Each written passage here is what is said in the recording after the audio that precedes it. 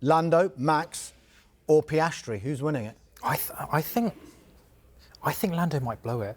I just think the mindset is a really, really difficult one for him, because I think the fact that he doesn't have to win and has I guess, an incentive to avoid contact because, you know, Piastri is there waiting to pounce.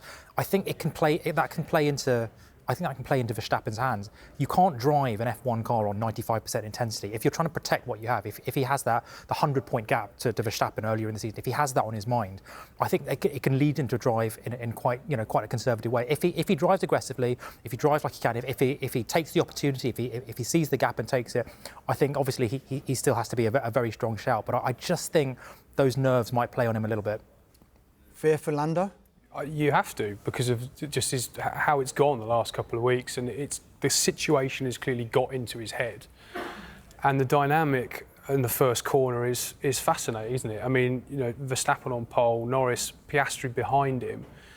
You do sort of wonder whether I sort of feel Max Verstappen's going to go and win this race. It then becomes a case of what do McLaren do with their team orders into that first corner? Are they really going to tell Piastri, go for it and risk the most calamitous situation of all, which is the McLarens collide in the first corner and just gift Max Verstappen the title? You have to feel there's going to be some sort of pragmatism that comes into play at some point in the race, and that would benefit Norris because, of course, he's ahead in the championship.